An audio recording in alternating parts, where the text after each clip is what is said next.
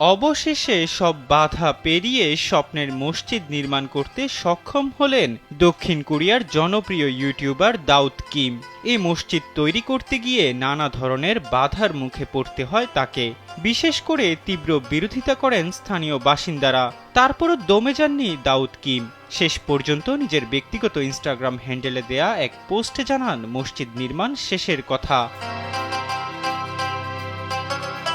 দাউদ কিমের নির্মিত এ মসজিদটি দক্ষিণ কোরিয়ার ইনচিউনে অবস্থিত।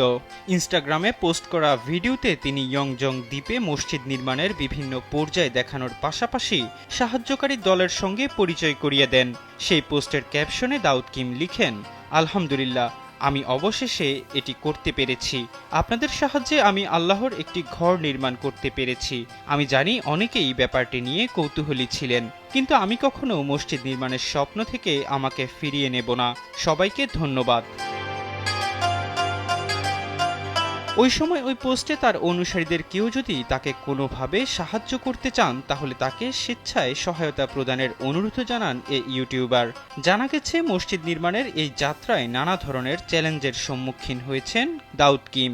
প্রথমে $1,36,500 মসজিদের জন্য জমি কিনেছিলেন তিনি। এই অর্থের বেশিরভাগই এসেছে অনুদান থেকে। পরবর্তীতে মসজিদ নির্মাণ করতে গিয়ে ইনচিউনের স্থানীয় বাসিন্দাদের বিরোধিতার সম্মুখীন হন কিম, যার ফলে জমির মালিকও চুক্তি বাতিল করেছিলেন। স্থানীয়দের দাবি ছিল এখানে মসজিদ নির্মাণ করা হলে জমির দাম কমে যাবে। দ্য কোরিয়া হেরাল্ডের এক প্রতিবেদনে বলা হয়, কিমের এ মসজিদ নির্মাণে তিনি প্রশাসনিক বাধার মুখেও পড়েছেন। ধর্মীয় স্থাপনা নির্মাণের জন্য প্রশাসনের কাছ থেকে ছাড়পত্র না পাওয়ার জন্য মসজিদের নির্মাণ আটকে ছিল বলে প্রতিবেদনে উল্লেখ করা হয়।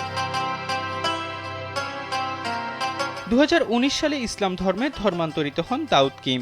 ইসলাম ধর্ম গ্রহণের আগে তার নাম ছিল জে কিম। ইসলামের অন্যতম নবী ও রাসূল হযরত দাউদ আলাইহি ওয়াসাল্লামের সঙ্গে মিলিয়ে নিজের নাম রাখেন দাউদ কিম।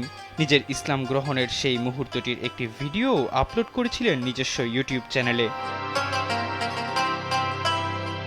ইহসান আব্দুল্লাহ, কালবেলা ডেস্ক।